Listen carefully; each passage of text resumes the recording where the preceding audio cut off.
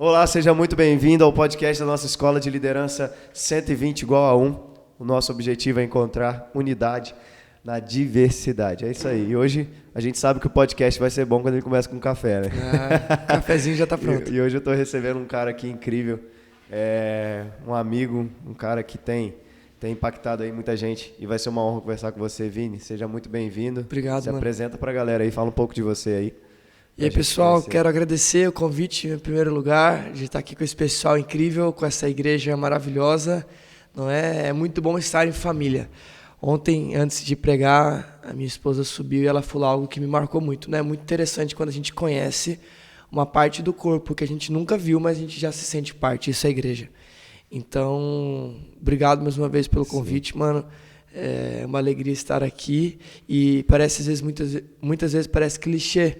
Ah, obrigado, aquele agradecimento, aquele, né? Mas é uma honra mesmo aprender com quem já está trilhando um caminho há muito tempo. Então, estou muito honrado de estar aqui. Sim, pra gente é uma honra te receber, mano.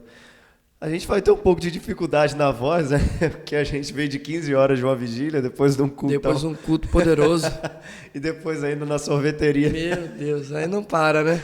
A gente sabe quando a gente tá com gente crente, quando a gente vai na sorveteria e o negócio vira, né, mano? O negócio vira com oração de línguas pra tudo que é lado e, meu Deus do céu. Quando eu olhei pro lado, tava um ajoelhado, o outro entregando o mistério lá pro O dono outro da buscando sorveteria. a moça lá atrás, vem todo mundo lá atrás. Vem cá, tem galera que tá na cozinha. Tem dó de quem foi comer um açaí lá e não sabia o manto que ia rolar, né? Sim, mano. Sim.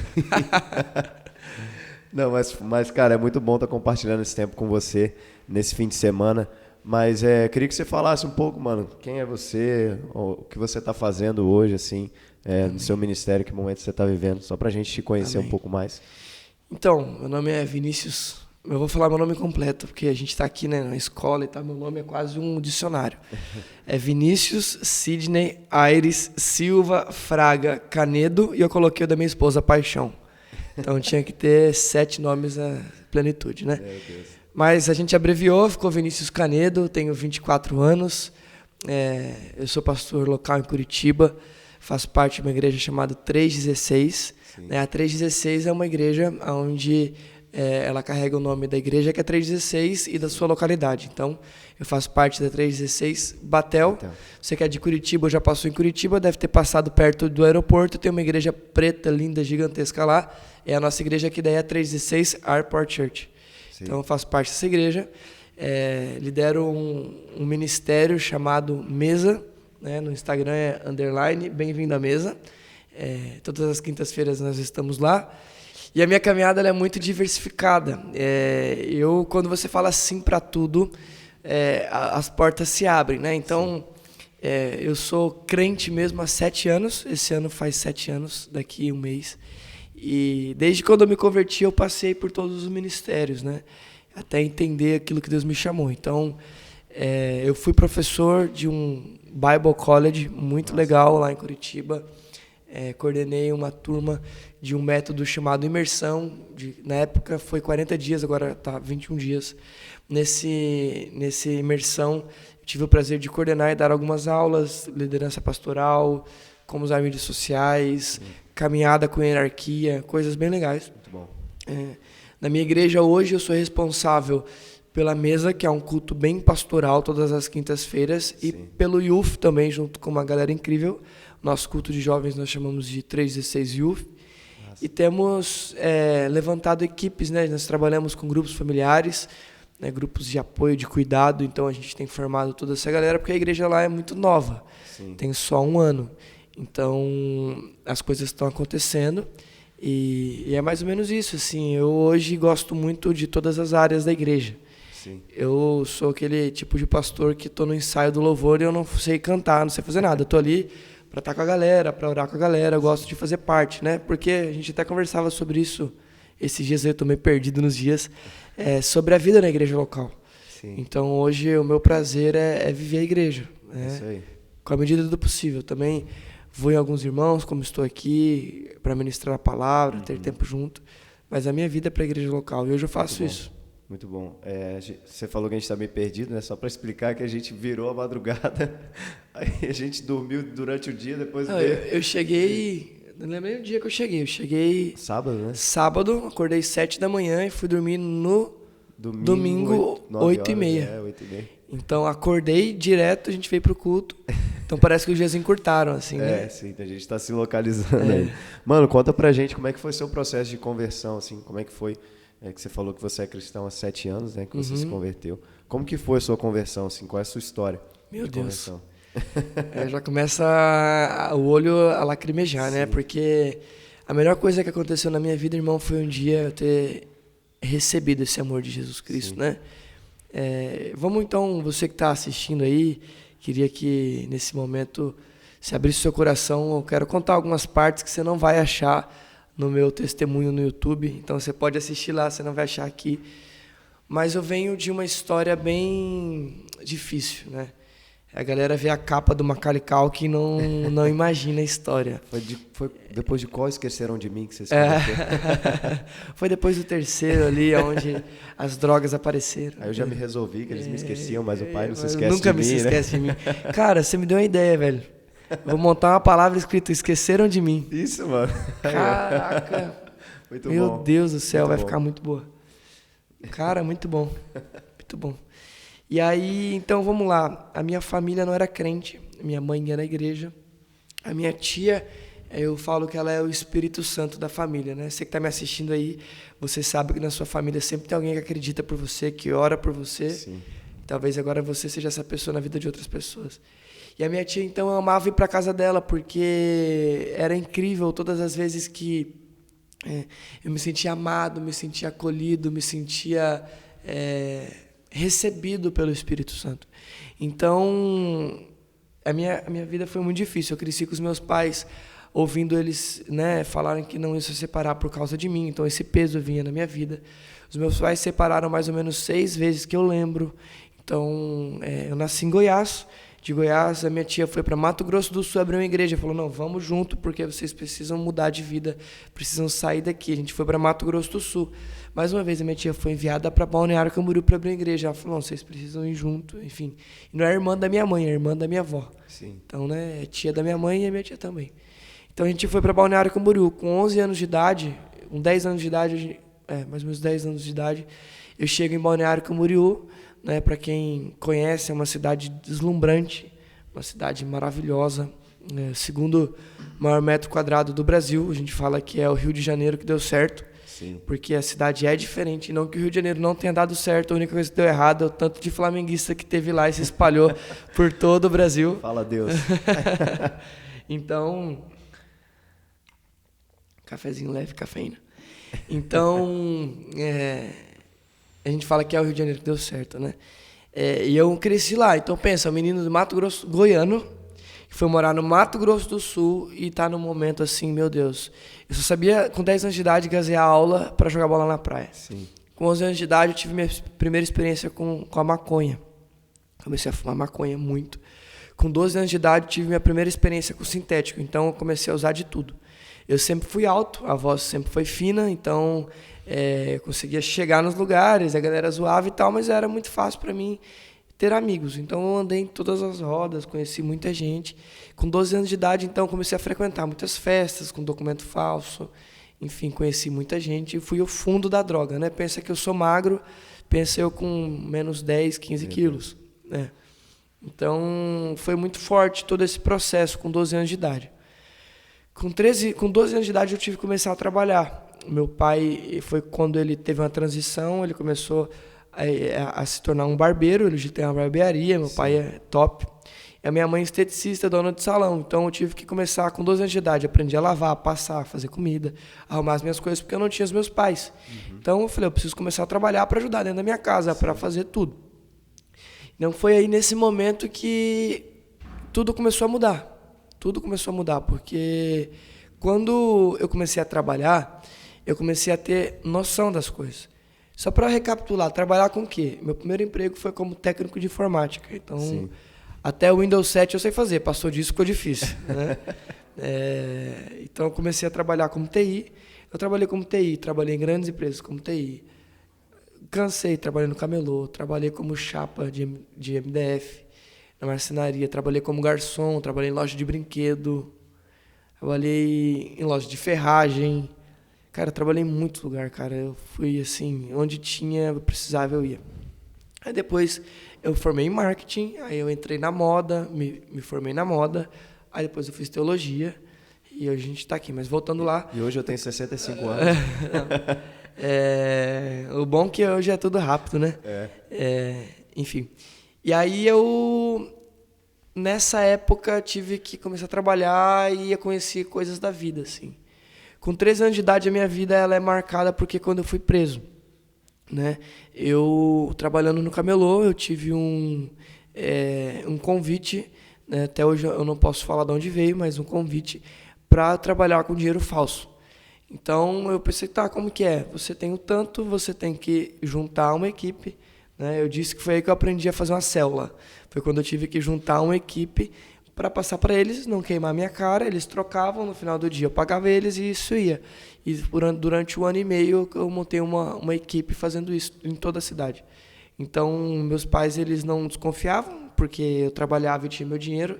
Eu trabalhava das 8 da manhã às 11 da noite no camelô, né? Não sei se aqui se chama camelô. Sim. É camelô também? Uhum. Camelô, Paraguaizinho, tem tanto nome que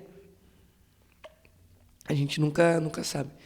Então, eu comecei a trabalhar muito. Com 7 anos de idade, eu fui batizado do Espírito Santo, quando essa minha tia foi ordenada bispa. Então, eu sempre tive Deus comigo. Com 13 para 14 anos, foi quando eu ouvi a voz de Deus pela primeira vez. Foi aonde eu estava dentro do banheiro do shopping. Meu Deus, é muito forte contar isso toda vez, né? Já contei tanto. E eu entrei no banheiro e eu senti algo diferente. O meu amigo começou a chorar desesperado. Ele pegou o tênis, ele arrancou a palmilha, colocou o dinheiro entre a palmilha e o tênis. E ele falou, a gente vai cair. Ele pegou todo o dinheiro que ele tinha, toda a droga que ele tinha, colocou na privada, deu descarga e, enfim, ele ficou desesperado. Deus falou comigo. Foi onde eu ouvi a voz de Deus pela primeira vez na minha vida. Deus falou assim, eu estou contigo. Nossa. Não minta. Eu vou te proteger. Depois da surra que eu tomei, cara, eu lembrei. Falei, pô, Deus, não foi quer me proteger? Proteger de quem? De quem, né? Então, eu vou sair do banheiro. Né, o policial federal, ele falou assim, senhor Vinícius Sidney, se você se distanciar 3 metros, nós vamos disparar. Eu já ouvi isso, eles não tinham me visto ainda. Na hora que eu saí do banheiro, não tinha ninguém, tanto no feminino quanto no masculino, porque já era uma operação para me pegar mesmo. Sim. Então eu entrei no banheiro, na hora que eu saí, os caras começaram a rir e falaram assim, não acredito que é esse menino. Eu já tomei um tapaço na cara, né? Eles já na hora que viram que era um moleque, nem saíram pelo shopping, já me levaram para as docas ali, me enrolaram no tapete, eu tomei no português, claro, um pau mesmo. Uhum. E aí eu fui levado, fui preso. Nisso, no mesmo momento, alguém foi lá em casa, interfonou. Todas as vezes que aconteceu coisas absurdas na minha vida, minhas overdoses, minha prisão, minha tia estava lá em casa. É muito doido, ela morava em Florianópolis. Era como se Deus já avisasse. Minha mãe estava muito doente, depressão na cama, quase morrendo, muito triste mesmo. E aí alguém foi lá em casa avisar, o Vinícius foi preso assim. Até hoje a gente não sabe quem, como, mas enfim. Então eu fui detido. Eu era de menor, fui levado para a delegacia do adolescente e da mulher, sim, que não é muito diferente, e algumas vezes é até pior. Uhum. Então ali foi o terror da minha vida. As pessoas, eu gosto dessa parte, e até depois eu quero usar nas minhas redes sociais, porque a gente está vivendo um tempo onde as pessoas estão enganando uma troca de gerações com um discurso de isso aqui é lei, isso aqui é graça, né?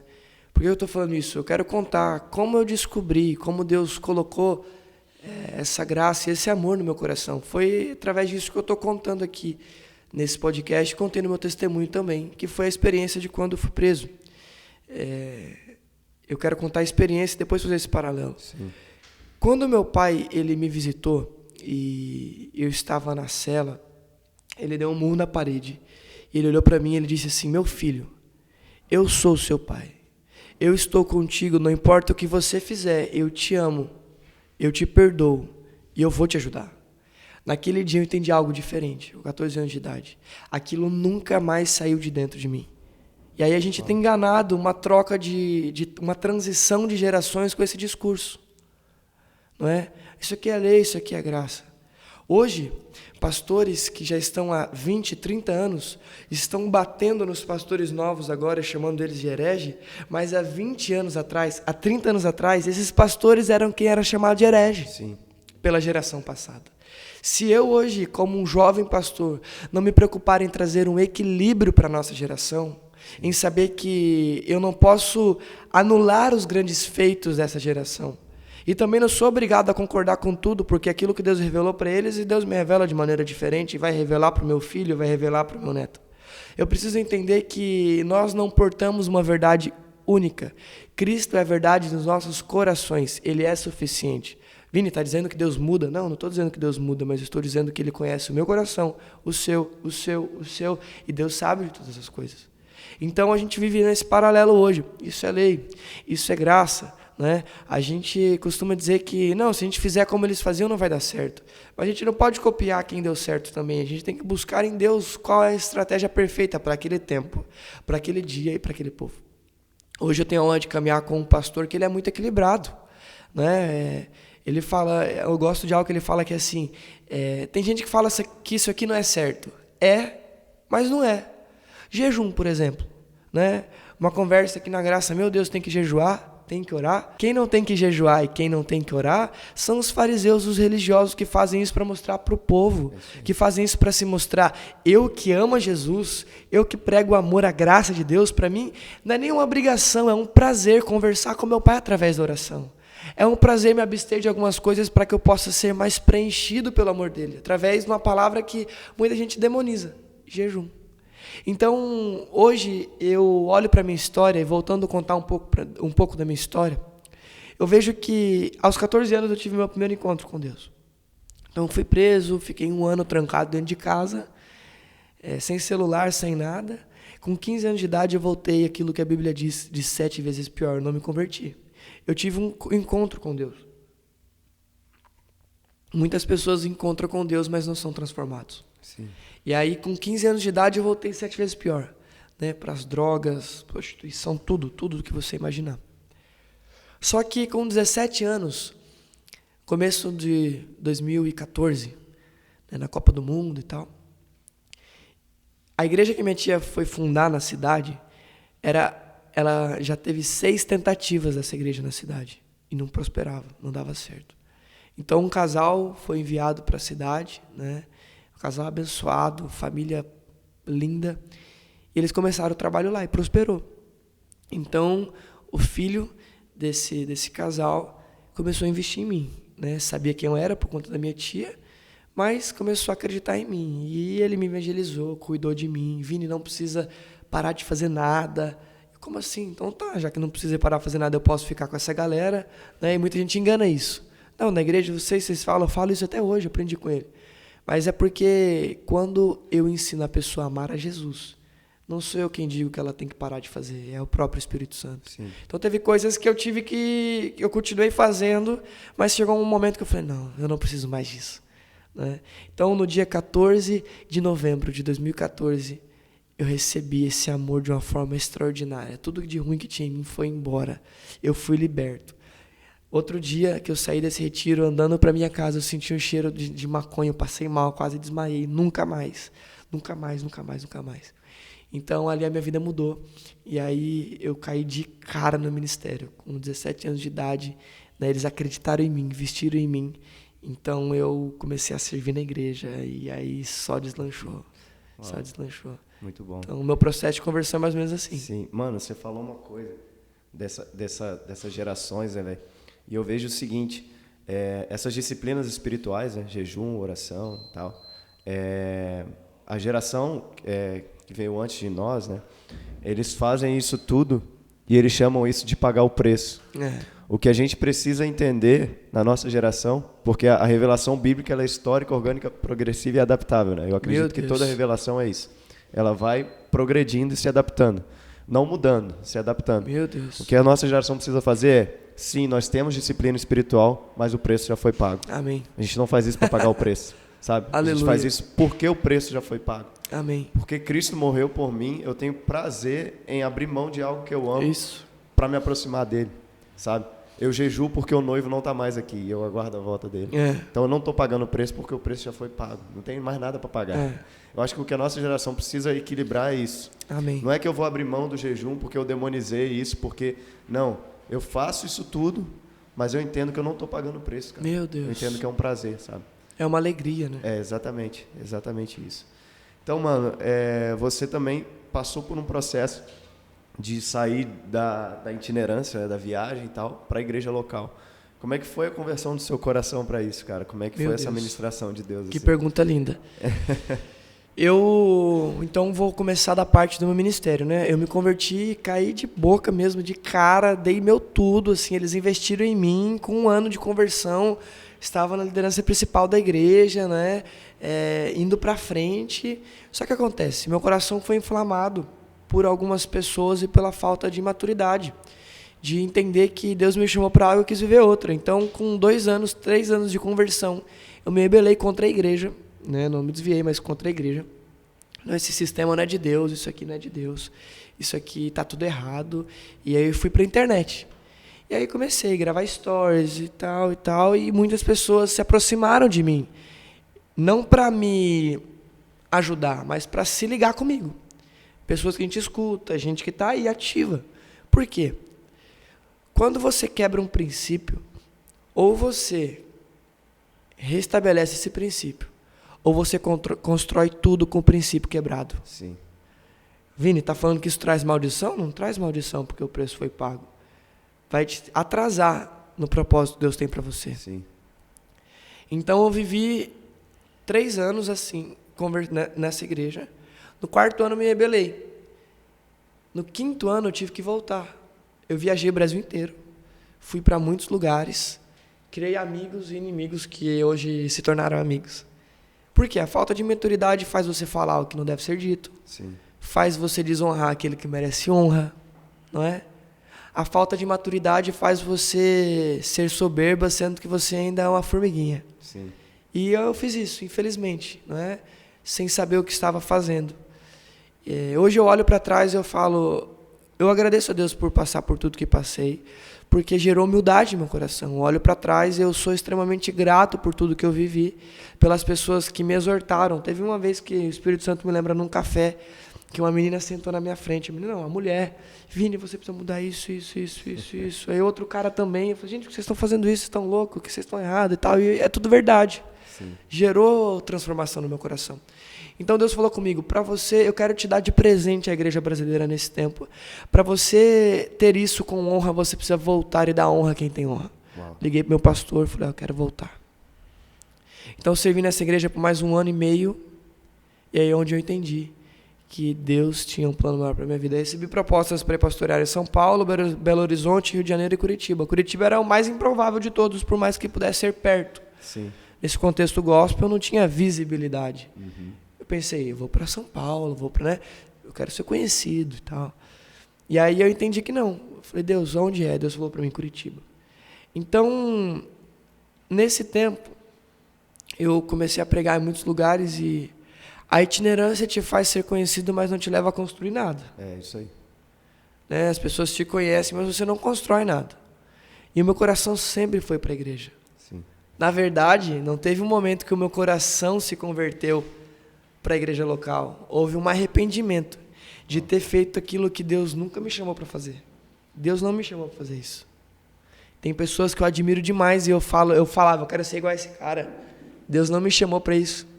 Deus me chamou para viver a igreja local e abençoar lugares entre amigos, igual eu estou aqui com você. Igual eu vou no Lucas, igual eu vou lá no Bill.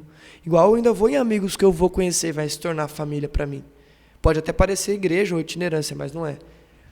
Não houve uma conversão. Não, agora eu estava vivendo a vida itinerante.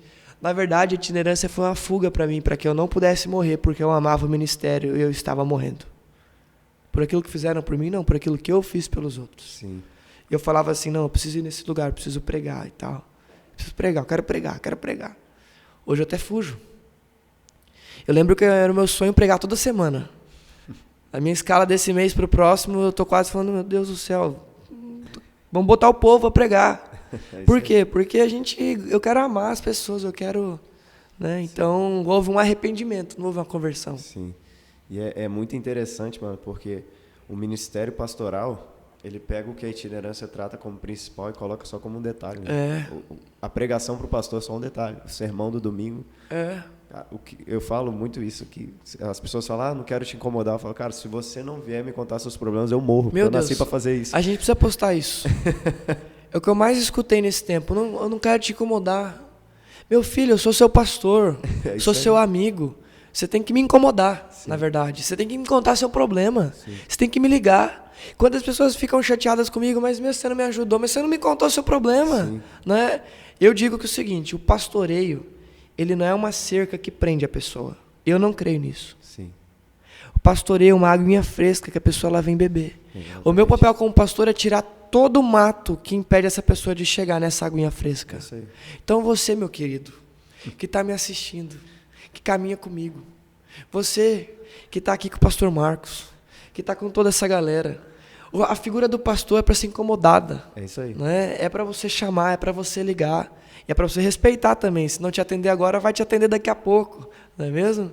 Se não falar com você agora, vai falar daqui a pouco. Por quê? Porque esse é o nosso papel. Exatamente. Né? A gente estava aqui com o pastor William, ele falou, dá licença que eu preciso responder umas mensagens. Porque é desse jeito. Né? Que, ó, eu abri hoje de manhã, eu falei, meu Deus do céu. Eu só falei, Deus, que ninguém morra, que ninguém exploda, que dê tudo certo. Por quê? Porque o meu prazer é ligar, é falar. Não é? Deus nos chamou para isso. Por quê? Porque a itinerância pega o que é um detalhe, eu amei essa frase, eu vou repetir para sempre, né? E faz como algo principal, e não é isso. Não é isso. Meu Deus. E, cara, algo que mexe muito com o meu coração é a igreja local. Porque eu vejo um tempo que as pessoas meio que se desiludiram da igreja, tá ligado? Meio que, eu vou lá numa conferência, num movimento, e eu, queimo por Jesus e tal. E aí eu não sirvo a minha igreja, cara. Tipo, eu desonro o meu pastor da igreja local. Eu honro o cara que eu assisto no YouTube, o cara que eu assisto lá e tal. Mas eu não honro o meu pastor da igreja local. E aí eu vejo Deus, né, Jesus falando para a igreja do Apocalipse, eu conheço as suas obras. E aí ele vai e conserta a igreja. Só que eu vejo Jesus falando para os caras lá, em seu nome nós expulsamos demônios e tal. Eram caras que tinham ministério, mas não era igreja. Aí ele fala, eu não conheço vocês. Meu Deus. Porque Jesus, ele conhece a igreja, cara. E ele deu autoridade para a igreja. E todo avivamento, ele gera igreja. Os caras, quando são avivados em Atos 2, o que eles vão fazer, cara? Eles vão plantar a igreja. É desse jeito. Não tem como a gente ser avivado e não se voltar para a igreja, mano. Por mais que você não vai ser um pastor, por mais que você não vai ser o cara que vai estar na frente, você vai ser alguém que ama a igreja, que frequenta e que honra a igreja. Desse jeito. É muito importante a gente falar sobre isso, principalmente nesse tempo. Muito. Eu olho para tudo isso e eu vejo o seguinte, por que de 10 anos para cá, eu sou crente novo, cara, eu tenho muita coisa para aprender ainda, meu Deus do céu. Mas e sou crente só há 7, mas por que eu estou falando 10? Porque a gente tem também a possibilidade de estudar, de conhecer, de ouvir quem sabe. Houve esse desinteresse dessa geração pela igreja. No plano perfeito de Deus, eu espero que você que está me assistindo não se assuste com isso, mas isso é meu entendimento. Na obra consumada de Jesus, a igreja estava lá. Era plano dele. Sim. O que adianta eu ser templo do Espírito, ele morar em mim e eu morrer sozinho? É isso aí. O que eu estaria fazendo nessa sala aqui se não tivesse ninguém? Se eu não estivesse sendo igreja com você? Não estaria fazendo nada, cara. A igreja, eu tenho uma palavra que eu amo pregar ela. Eu não gosto de repetir palavra, mas essa eu amo falar. Que é o Amigos do Noivo. Né? Eu até vou fazer uma série de lives, eu quero que você participe. A gente precisa entender algo. A religião ensina a amar a noiva antes do noivo. Eu até poucos dias era noivo. Se você chegasse e passasse numa praça e você conversasse com a minha noiva e eu não te conhecesse, eu ia achar muito estranho. O que esse cara está falando com a minha noiva? Não é machismo, nada disso não. É cuidado. Uma pessoa estranha falando com a minha noiva. Se eu sentasse, abraçasse minha noiva, eu ia falar, cara, o que esse cara está fazendo com a minha noiva? Ela é minha noiva. Pode encostar nela assim. Ela é minha. Eu cuido dela. Mas se você me conhecesse antes, e aí a gente estivesse aqui, você sentasse do lado dela e desse um abraço nela, eu não ia achar estranho. Você é amigo do noivo. Sim. Confio em você. Sei que você não vai fazer nada com a minha noiva. Sim, isso aí. O grande problema é que é uma geração onde eles estão amando mais a noiva do que o noivo. Eu preciso amar o noivo e o noivo me ensina como amar a noiva. Porque se eu amar a noiva sem amar o noivo, eu vou fazer o que eu quiser com a noiva. Agora, se eu amo o noivo, eu aprendo com o noivo como amar a noiva. E aí, nesse processo, Deus me ensinou muitas coisas. Eu estava com tanta expectativa de buscar a noiva. Eu queria buscar ela. Eu falei, gente, me perguntaram, o que você ia mudar no seu casamento? Eu devia casar uns 2 meses antes. Passou o tempo. Tá, mas você já tinha tudo? Não tinha nada, mas se eu marcasse 2 meses antes, Deus ia fazer a mesma coisa 2 meses antes. Tem gente, eu sinto falar isso aqui para algumas pessoas que estão assistindo. Tem gente esperando ter recurso para ter o filho. Meu filho, tenha o filho, até ficou meio redundante.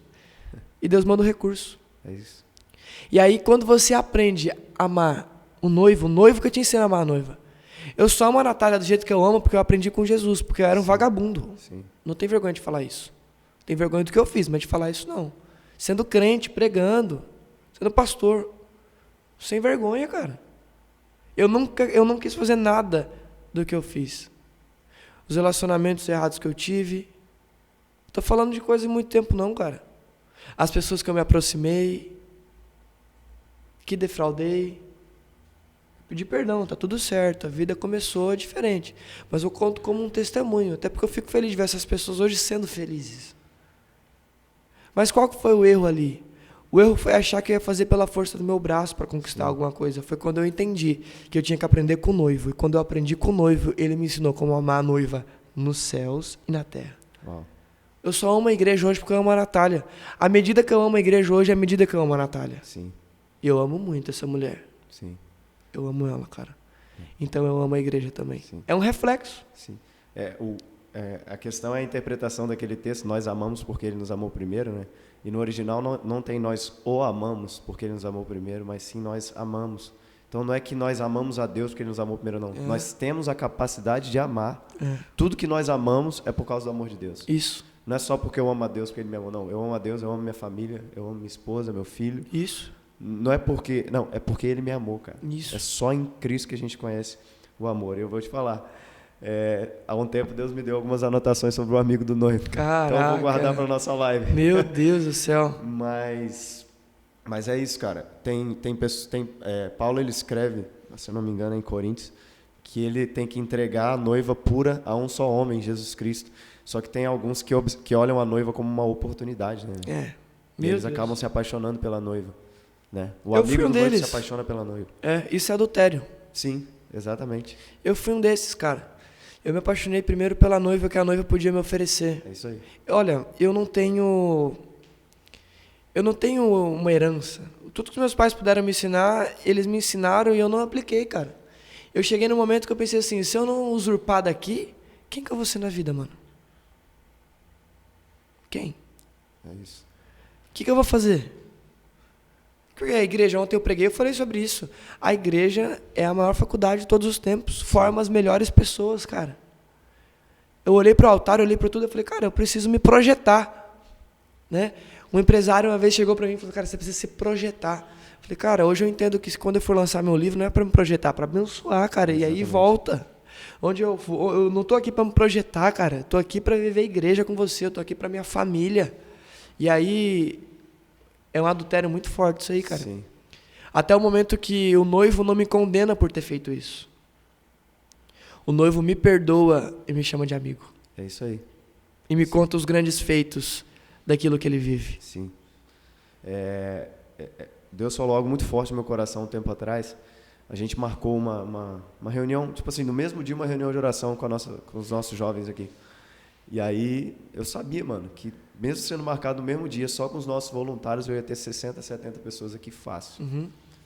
E aí eu estava vindo, todo animado, no carro, passei na frente de uma igreja, tinha um pastor pregando para 3 pessoas na igreja. E aí eu comecei a orar e pedir perdão para o Senhor. Eu falei, Deus, eu quero ter a motivação desse cara, de preparar um sermão, de me arrumar, de abrir a igreja, de preparar tudo, para que 3 pessoas possam ouvir a tua palavra. É muito fácil a gente ter motivação para pregar para 1.500, 1.800 pessoas, para 10.000 pessoas. Cara, eu vou até te testemunhar um negócio, cara. Eu, pós-pandemia, eu acho que eu fui lá na Palavra Viva, fui na igreja em Juiz de Fora, e vim aqui. E aí eu também fui em uns 2 outros 3 lugares. Cara, eu lembro o dia que Deus falou pra mim, eu vou te levar pra pregar pra muita gente. Cara, olha o que a gente viveu aqui nesse ministério. Sim. Muita gente, cara, coisa mais linda. Só que Deus me lembrou de algo ontem, cara. Eu fui convidado para pregar na Assembleia de Deus, numa região bem pobre mesmo, não tem outra palavra, lá de Curitiba, região metropolitana. E eu cheguei lá, tinha 6 pessoas. Me arrumei e tal, tava com meu braço direito lá em Curitiba. Tava com ele. Deus falou comigo, os seus estádios começam aqui. Uau. Cara, eu abri minha Bíblia, tava com essa Bíblia aqui. Essa Bíblia. Eu abri a palavra e comecei a pregar. Preguei. No final eles me deram uma oferta, mano. Entregaram um envelope de oferta. Eu na minha cabeça, tipo assim, cara, o que vocês estão fazendo? Eu vou falar. Eu já fui numa cidade, num lugar, era a maior igreja da cidade. Eu preguei, tinha também umas quase 1000 pessoas. No final do culto, eu vou falar valores aqui, mas não é pelo valor. Sim. Eles me entregaram um envelope com R$50 e falaram assim pra mim, olha, isso aqui é o que a gente pode fazer por você. Amém. Beleza, eu não fiquei ofendido nem nada. Jamais, cara, não é por dinheiro, irmão. Não... Sim. Uma semana depois eu tava em outra igreja, no outro estado, o cara, preguei lá na tua cidade, em tal igreja. Os caras são doidos, cara, me deram uma oferta de R$30 mil. Os caras são doidos e tal, contando, testemunhando. Sim. Guardei no meu coração. Eu fui nessa igreja, nessa assembleia, eles me deram R$100, cara. Meu irmão, eu tenho certeza que não foi fácil para eles, né, R$100. Com certeza não. Não foi fácil. Por que eu estou contando isso?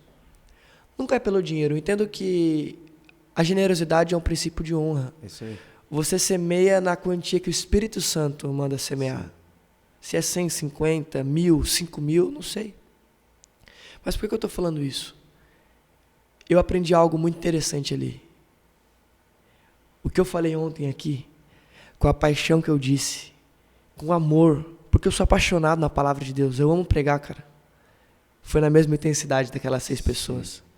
Eu fui convidado para pregar na conferência, das maiores conferências jovens do Brasil. Eu não vou falar o tanto de pessoas, porque daí vai ficar muito na cara a conferência que é.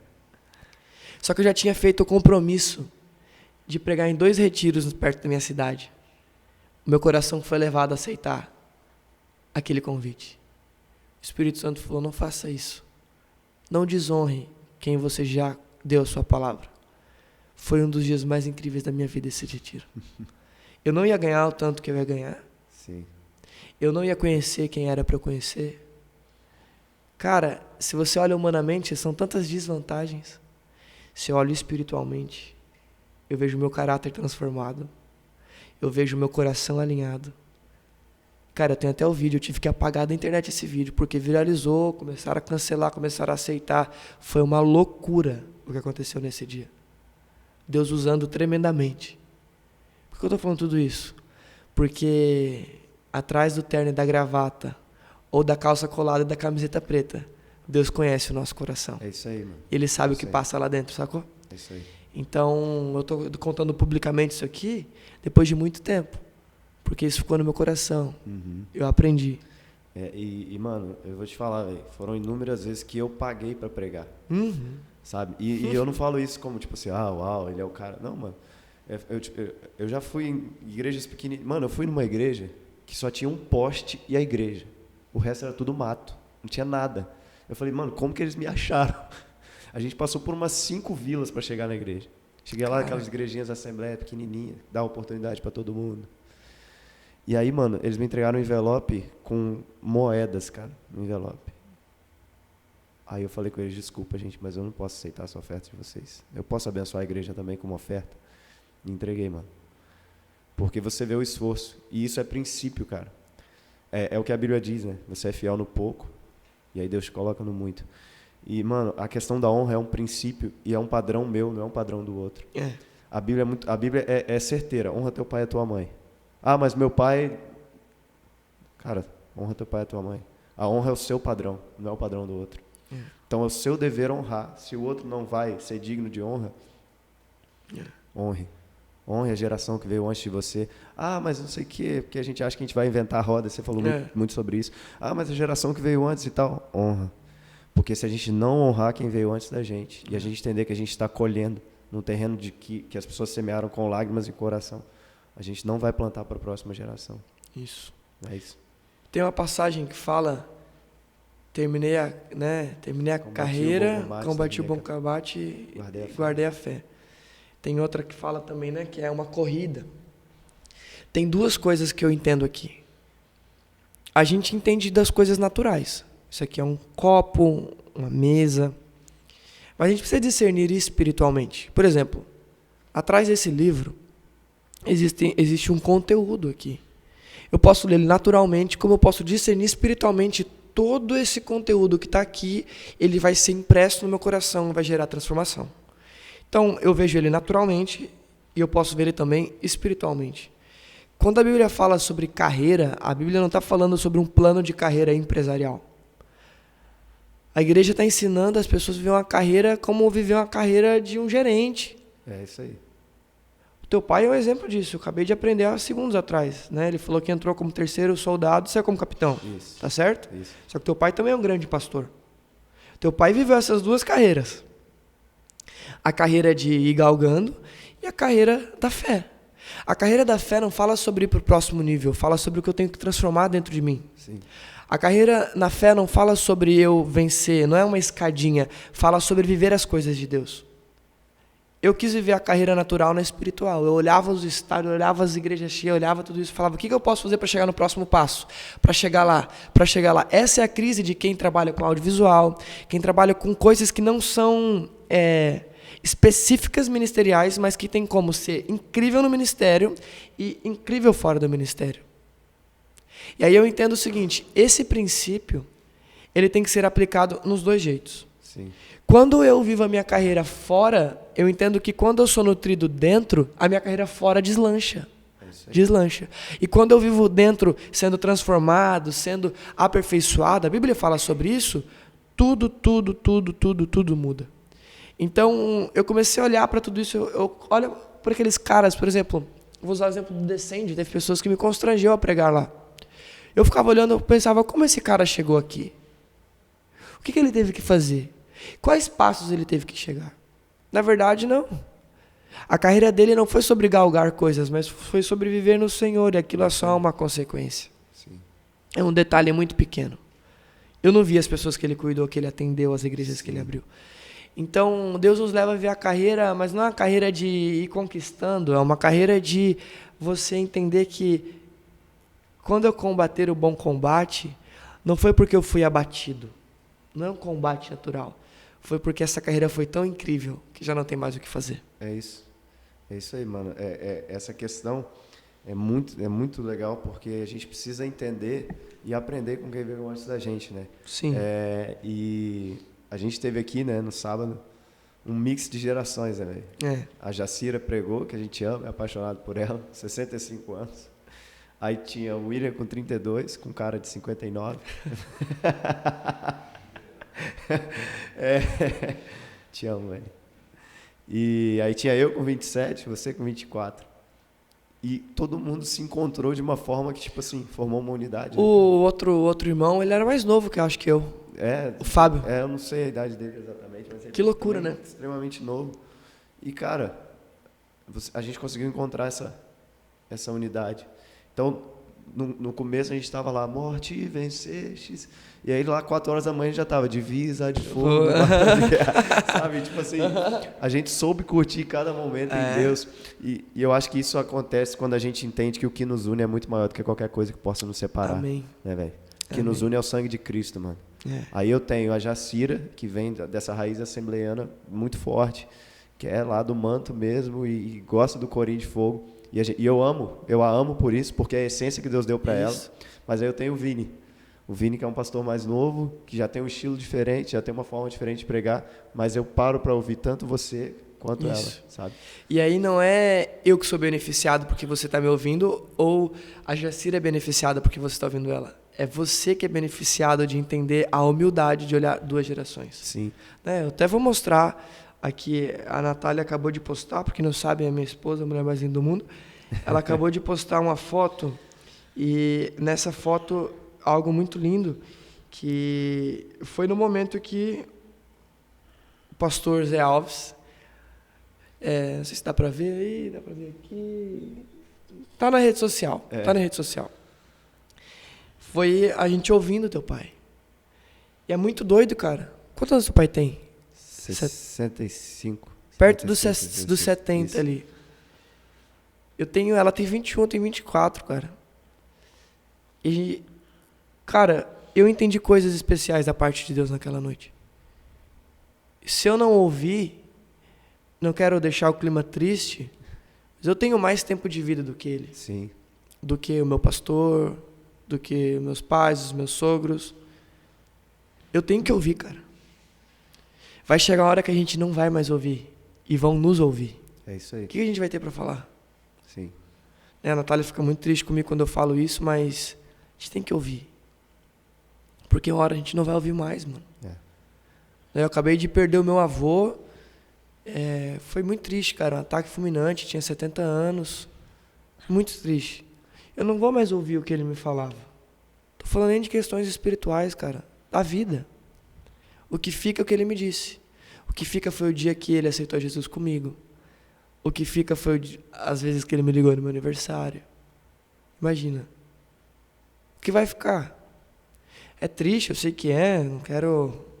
Eu não vou contar piada também, que eu contei uma piada ontem, deu errado, então fica esse clima mesmo. Fica. Mas a gente tem que ouvir, cara. É isso aí. Por quê? Porque são coisas impressas nos nossos corações que ficam para sempre. Para sempre. E eu acho que a grande questão da gente aprender isso, a gente não aprende isso em sala de aula, a gente não aprende isso com uma pregação. A gente precisa fluir isso na nossa vida para as pessoas. Só vão viver os princípios quem vê a gente viver no princípio. É claro que a gente tem que pregar sobre isso. E eu acho que às vezes a gente se tornou muito raso em falar sobre princípios na igreja hoje. Tipo assim, a gente fala sobre o avivamento, a gente fala sobre... Mas a gente não fala sobre os princípios. E aí você falou, né, da quebra de princípios que você fez, que você teve que retornar. É o que Jesus escreve para Éfeso, né? Lembra de onde você caiu e volta para o que você fazia no princípio. Uma igreja morna é uma igreja que, como a igreja de Laodiceia, é uma igreja que, vamos lá, né? Passava um rio pela direita muito quente e outro muito frio pela esquerda. No encontro das águas trazia, né, aquilo morno. Sim. E quando você vai tomar uma bebida gelada e ela está morna, ela se torna ruim. Quando você vai tomar uma bebida quente e está morna, ela se torna ruim. Então aquela era a característica daquela igreja naquela época. E aí eu tenho medo de nós nos tornarmos isso, né? Porque igual você disse, a gente fala sobre muitos assuntos eminentes, mas eu tive um pastor... Foi bem rápida a minha caminhada com esse pastor, mas eu aprendi muitas coisas com ele. Ele falava assim, Vini, você precisa pregar graça, mas não falando a palavra graça. Você pregar graça falando sobre família, falando sobre perdão, falando sobre amor, falando sobre outras coisas. Por quê? São princípios que são aplicados e eles são eternos. É isso aí. E quando eu aprendi isso, eu falei, cara, é verdade. Hoje você me vê muito pouco falando sobre isso. Por quê? Porque eu quero eu quero celebrar casamentos, eu quero abrir igrejas, né? Eu quero ir em funerais, eu quero fazer parte da vida dessas pessoas. E um discurso bonito na internet, eu posso recomendar vários. Mas se eu não falar algo que eu prego nas quintas e nos sábados, se eu não falar algo que ele pode aplicar na sexta ou no domingo, não está valendo de nada a minha pregação. É isso aí.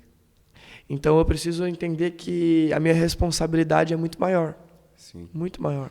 E é interessante a igreja de Laodiceia porque Jesus não faz uma crítica a ela. Vocês têm estrutura, vocês têm piedade, vocês ajudam os pobres, mas só tem uma coisa: eu estou na porta do lado de fora. Né? Tipo assim, uma igreja extremamente estruturada, mas sem Jesus, cara. Tipo assim, então não adianta, você pode ser a melhor igreja. Você como pode Apolo, né? Eu imagino Apolo vivendo isso, assim. Sim. Não, você é incrível, só falta o Espírito Santo. É isso aí. É aquela fala de Jesus pro fariseu, né? Você está perto do reino. Cara, essa frase me... Pô, você está perto, você está longe, tanto faz, mano. Você está fora, sabe? Tipo assim. E a gente não pode caminhar perto do reino. Ou a gente entra nesse rio, ou a gente mergulha nisso. Ou não, velho. Sabe? Tipo assim, não tem como eu caminhar perto. Tipo, e aí, né? Vai chegar um momento que... eu acho que todo relacionamento é assim, mano. Você que tá namorando há 10 anos aí. Vai chegar um momento que você vai falar, e aí? Aqui a gente vai pra onde? sabe? A gente vai mergulhar e vai constituir família, ou a gente termina. Chega um momento do relacionamento que é esse ponto de virada, e com Jesus é assim também. Cara, Jesus chama os discípulos, mas chega um momento que você fala, vocês querem me seguir? Negue-se a si mesmo, tome a sua cruz. Por isso que eu vejo que ele usa o exemplo de casamento, né? Nós vamos nos casar com ele. Sim. Hoje, eu não tenho outra opção. Não tenho. Nem, graças a Deus, nem precisava. Com Jesus é a mesma coisa, não tem que ter opção quando você se casa com o noivo. Sim, é isso aí. Entende? Então, Jesus ele vai vir buscar a noiva e a grande celebração vai ser por algo que já aconteceu. Pelo casamento que ele teve comigo, contigo e com todos nós. Sim. Nós estamos com ele, somos um com ele. Não tem outra opção. Ou é ou não é. Sim. Ou vai ou racha, como diz meu pai. Sim. Né? Tava vindo com o Natan e ele falava, né? Eu tenho um irmão lá que eu falo pra ele, ou você acredita logo em Jesus, em tudo que ele fez, ou você não acredita. E é desse jeito, cara. Exatamente. Eu vai. Eu não posso aceitar parte, né? É todo. É exatamente isso. É a questão da multidão lá, né? Jesus, multiplica pão e peixe pra gente aí. Não, cara, vocês estão me seguindo porque vocês viram os sinais. Mas não é isso. Entendeu? É algo a mais, né? E é o que você falou, não tem opção. É o que os discípulos falaram, pra onde que a gente vai? A gente não tem opção. Só tu tens a palavra de vida eterna. Exatamente, né? Mano. Exatamente. Mano, e como que é pra você, velho? Tão novo, pastorear? Porque eu sei também, eu pastorei pessoas que são muito mais velhas que eu. E às vezes a pessoa vem pedir conselho de casamento. Eu tenho um pouco mais de um ano de casado. Você fala assim, oi? Tipo assim, como é que é pra você, tipo, isso aí? É um desafio, né? É um desafio entender que eu tenho uma frase que eu amo e eu sempre digo ela. Nós não estamos competindo, nós estamos construindo algo. Então eu acredito que aqui, tem tudo que eu preciso para instruir alguém. Sim. Nós podemos usar aquilo que nós temos como experiência de vida ou podemos usar a revelação da palavra na vida da pessoa. Sim. Quando eu atendo alguém, e eu fui pastor solteiro por muito tempo, então eu atendi mulheres, atendi casamentos, né? Hoje, graças a Deus, tem casamentos que eu olho e falo, uau, não se separaram, tão bem, estão vivendo. Não foi o Vini, foi Jesus usando o Vini através da palavra que instruiu naquele momento, através da humildade de quem está ouvindo. Sim. Por serem mais velhos e tal. Então, continua sendo um desafio, né? Porque muitas vezes a gente faz coisas que pela negligência de alguns surge a necessidade para nós. É isso. Tem lá o pastor mais velho e tal. Mas a pessoa quer vir falar com a gente. Então eu tenho que respeitar todos, né, os pastores que tem. E eu tenho que instruir. Com muito amor e muito respeito. Sabendo dizer eu não sei. Não ter a soberba de dizer assim, não, vem cá que eu vou matar no peito. Eu instruo até o ponto que eu posso através que o Espírito Santo me ensina. Sim. Mas tem hora que eu falo, olha, eu não sei. Sim. Eu posso chorar com você, eu posso orar com você, mas eu vou te levar para alguém que sabe. Então é um desafio muito grande. Sim, é muito difícil a gente conseguir chegar nesse ponto de reconhecer, cara, eu não sei. Muito. É muito difícil porque ser pastor muito cedo, né, o que eu mais escuto é duas coisas. Antes da pessoa me conhecer, a pessoa olha assim, novinho e tal, aí eu falo com a pessoa, prega, a pessoa vem, perdão e tal. Por quê? Porque as pessoas demoraram na geração passada muito tempo para fluir. Isso. Eles estavam abrindo um caminho. Hoje a gente tem oportunidade muito novo porque alguém já fez por nós. Sim. Então, se a gente está fazendo agora muito novo, né? Eu sou muito novo, tenho 24 anos, cara. Ainda gosto de jogar FIFA e jogar bola. Tipo, não tenho vergonha de falar isso. E ainda vou continuar gostando. Mas também sei falar sério quando tem que falar sério. Né? Sei amar quando tem que amar. Perdoar quando tem que perdoar. E aí o lance eu preciso entender que em alguns momentos específicos, eu olho para aquela situação e eu pergunto, Espírito Santo, o que o Senhor quer falar agora através da minha vida? E falo. Então é um desafio, mas eu digo que não é um peso, é uma responsabilidade, mas é uma honra, cara. Quando eu vejo uma senhora me chamando de pastor, eu fico emocionado, velho. Sabe? Quando eu vejo alguém mais velho que eu, seja 6 meses, 1 ano, 5 anos. Por quê? Porque, cara, olha aqui, eu tô de jorna, um short curto, todo tatuado. A pessoa tem motivos, talvez até religiosamente, de olhar e falar, nada a ver esse cara. Mas é um respeito que vai além daquilo que a pessoa vê. Sim, sim. É algo interno. Né? Quando a gente não tem experiência, a gente tem a palavra, né? Não tem jeito. Isso. Jesus é um cara solteiro. Meu Deus, ele é muito sábio, cara. Que isso? Meu Deus do céu. Jesus era um cara solteiro, mas ele deu conselho. O homem vai se unir à sua mulher e tal, formarão a sua carne, porque ele tinha a palavra, cara. Ele não tinha experiência, mas ele tinha Ó, palavra. você que tá me ouvindo aí, uma das maiores mentiras que eu já escutei é que não podia ter pastor solteiro. É.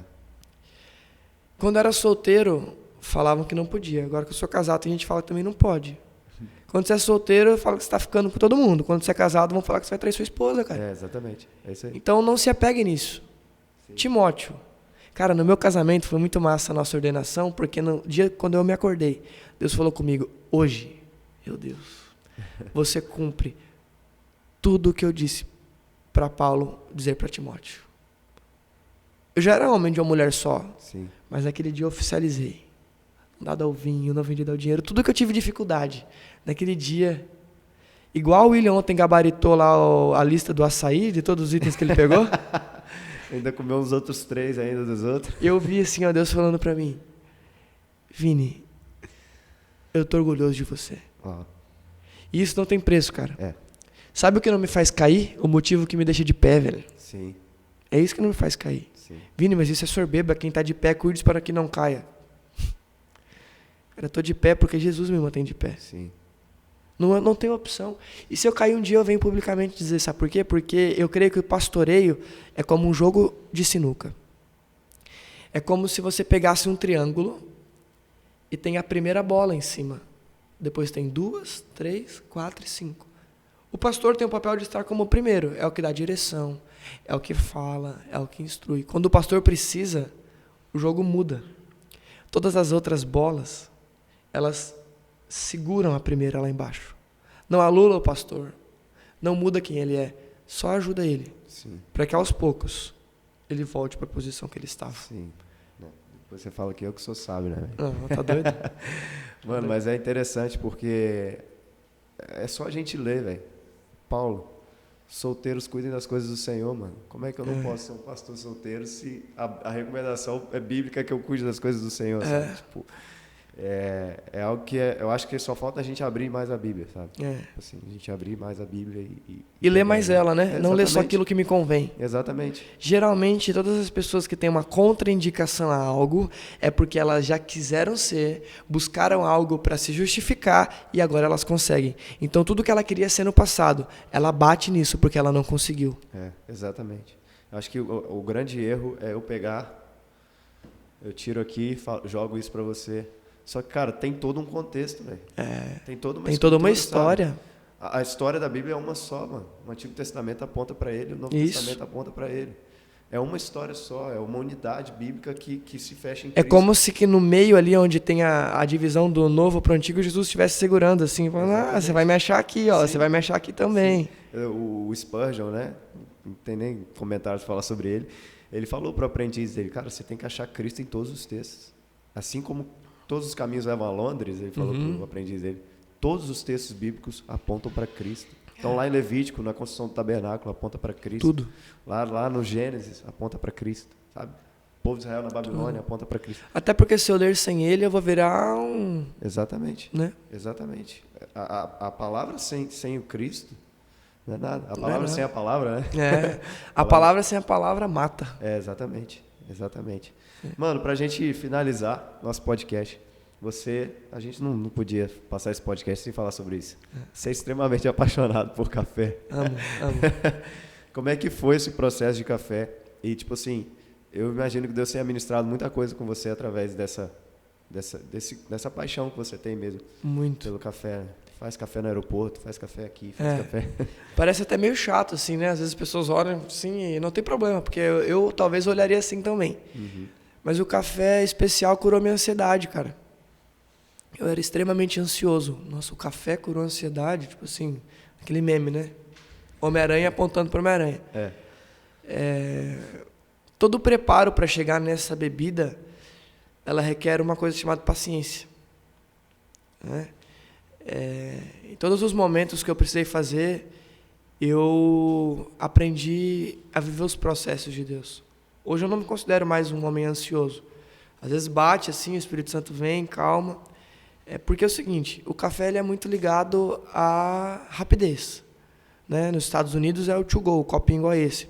Você passa, pega o café, que na verdade é água com pó e né, xarope, e você vai para o trabalho e tal. É normal, a gente quer acordar, vamos tomar um café. né? Eu, quando quero acordar, eu tomo uma expressão lá e vamos para cima. Só que para mim não, para mim é uma alegria poder servir pessoas que gostam do café. Porque eu sei que é bom, não porque eu estou fazendo, porque o café é bom mesmo. Então, onde eu vou, eu levo. Dessa vez eu só não trouxe a minha malinha porque já estava com muita coisa e tal, mas eu tenho uma malinha de couro onde eu levo e tal. E minha paixão com o café é isso, assim. Na minha casa eu montei um bar de café, né? A gente está fazendo um negócio bem legal, a bancada bem legal, para receber as pessoas, né? Para ter comunhão, relacionamento. Então, o café para mim é um hobby, é uma paixão, eu invisto, hoje ganho muita coisa, fiz muitos amigos, eu aprendi muito do processo do café. Sim. Alguém pega o pacotinho do café para mim ali, por favor? Eu ia fazer isso. Eu tô com um café aqui do Espírito Santo daqui, né, da Leve Cafeína, e é muito doido, cara, pro café chegar nesse processo aqui, do grão, demora muito. É muito cheiroso, velho. Tá doido. Demora muito, cara. Vamos lá, né? Isso aqui pode pegar. Isso aqui é muito especial, né? A gente tá com um grão torrado na mão. Então, o que acontece? As fazendas, elas têm os pés de café. Nasce o pé, um pé pode durar 50, 100, 200 anos. Um pé de café. Ele é frutífero por muitos anos, quando é bem cuidado. Então ele vai dar uma fruta, tipo uma jabuticaba. Dentro dessa fruta vai ter um grão. Esse grão ele vai estar envolvido com uma gosma, aonde protege o grão. Para eu retirar o grão e o grão ficar verde antes de ser torrado, eu preciso passar por algum processo. Deixa eu ver que processo esse aqui foi passado, para eu poder explicar isso aqui. Cereja descascado. O que acontece? Ele é colocado, ele deixa dentro é tipo uma cereja mesmo. Deixa dentro, ele seca naturalmente. Quando essa gosma ela seca, o grão então ele fica verde e esse grão precisa ser tratado. Agora, o produtor ele vai separar grão por grão, o grão que deu certo e o grão que não deu. Por isso que é mais caro. Então ele separa grão por grão. Ó, os grãos certos, isso aqui é errado. Os ruins são vendidos para mercado e os bons vendidos em especial. Ruim para indústria, bons selecionados. Os melhores cafés do Brasil não é o brasileiro que toma, é o resto do mundo que toma. Para eu estar com um pacotinho desse aqui é ouro. Então, o café, ele foi descascado, o cereja descascado ele fica com essa aparência, porque ele descasca mesmo. Para você sentir o sabor, você precisa mascar esse grão, você vai sentir um sabor extraordinário de café. Muito bom. E contém alto teor de cafeína num grão. Então, se você for para fora do Brasil, você vai chegar nas cafeterias boas, onde os caras têm que virar o tempo, você vai sentir um cheiro muito forte de um bafo de café na boca dele, porque ele está mascando o café para ficar acordado, para fazer café. Então, ele foi seco, o grão ele seca. Após isso, ele então vai para torrefação. Então, o papel do produtor é plantar e deixar num saco. Desse saco, as torrefações compram. A torrefação vai comprar e vai torrar com um perfil de torra, o qual ele vai ver. Ele vai torrar, ele vai fazer um cupping, vários cafezinhos e vai experimentar. Na torra que desenvolve o aroma, o sabor. Então, na torra ele vai falar assim, ó, esse aqui, ele tem notas de rapadura e casca de laranja. No sensorial, um café pode conter mais de 1000 aromas. Dentro desse café, ele vai experimentar, o cérebro dele ele vai dar um sabor, falar, isso aqui lembra morango. E é uma loucura mesmo. Você agora sabe que tem rapadura e casca de laranja. Se eu fizer para você, você vai lembrar disso. Ou vai desenvolver um sensorial que vai trazer isso para você. Após isso, o café é torrado. Após o café ser torrado, ele precisa ser moído e eu preciso levar ele para o preparo. Fala para mim se o café tem alguma ligação com a ansiedade. O ansioso não toma um café bom. Sim. Por quê? Porque do grão à xícara existe um processo. Sim. Eu não sei onde eu estou ainda. Acho que eu ainda não cheguei para ser passado. Mas eu vou chegar lá. Sim, mano. Por quê? Porque eu entendo que desse processo, do começo ao final, existe algo muito lindo, cara. Sim. Todos os processos. Sim. E eu me apaixonei, algo especial meu. Então, por que a água ela tem validade dentro de uma garrafa? É por causa da água? Não. É por causa do plástico. Plástico, é. O café, vocês vão me achar louco agora. ele é passado com o quê? Com água. Continua? Pode continuar? O café ele é passado com o quê? Com água. Sem a água eu não tomo um bom café. E a Bíblia disse que para nascer de novo era necessário nascer da água e do Espírito. Sim. Então é como se eu e você nós fôssemos bons cafés.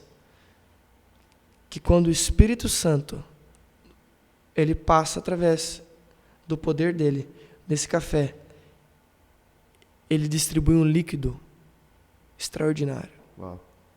Assim é com o vinho também. Se eu começar a falar de vinho, meu nome significa o produtor do melhor vinho, Vinícius.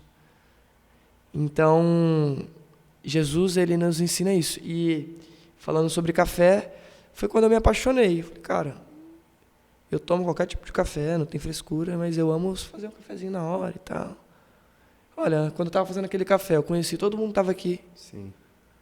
Eu não cheguei para gravar. Conheci cada um. Fui zoado porque o meu time perdeu de 3-1. Inclusive, o cara que tá gravando tá de camisa do Flamengo. Sacanagem. Fiz um café pra quem queria. Falei, cara, que doideira fazer um café pro teu pai. Oh, muito bom e tal. Quem sabe nem gostou, velho. Isso é muito doido, mano. Sim. É o meu jeito. Sim. De quebrar o gelo. Sim. O cara chega todo Nicolas Cage assim, né? Daí tem que quebrar o gelo, né, mano? Não tem jeito. Calical que tá aí, vai tá aí, né? Então o café pra mim tem essa ligação, cara. Aprendi hoje, eu tenho amigos nisso, enfim. Minha esposa é apaixonada. Você vai dormir lá em casa, você vai ver o nosso cantinho do café. É muito legal. Muito bom. Então eu amo isso. Muito bom, mano. Muito bom. E é exatamente isso. O café nos ensina que a vida tem processo, né? É. Não adianta eu pegar o grão verde e jogar água nele que não vai sair nada, né? Não vai sair nada. Não vai sair nada.